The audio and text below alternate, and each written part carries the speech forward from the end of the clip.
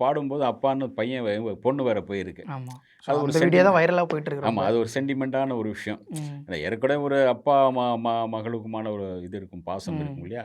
அந்த பாசத்தில அந்த இதில பார்க்கும்போது இன்னும் கொஞ்சம் நல்லா வந்திருக்கு. ஏன்னா ஏற்கனவே அவங்க வந்து பிரியக்கூடாதுன்னு அவங்கள அட்வைஸ் பண்ணது ஏ.ஆர். ரஹ்மான் சாருடைய மனைவி தான் சொல்லியிருந்தாங்க. ம்.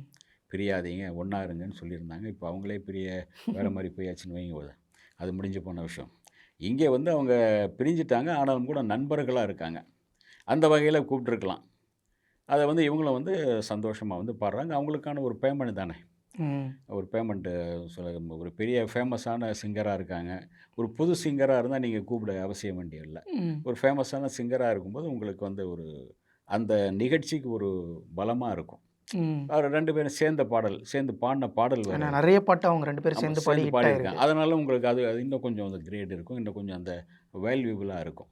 அதனால ம். உங்களுக்கு கூப்ட்டுருக்காங்க. இவரு வந்து சம்மதத்தோடு பாடியிருக்காங்க. ஆனா அவங்களுக்குள்ள மறுபடியும் வந்து சில பேர் வந்துட்டாங்க, பாடுனாங்க. இப்போ சேர்ந்துருவாங்கங்கிறது ம். நெனைக்கலாம். நம்ம வந்து அவங்க பிரிஞ்சே இருக்கணுங்கிறது கிடையாது.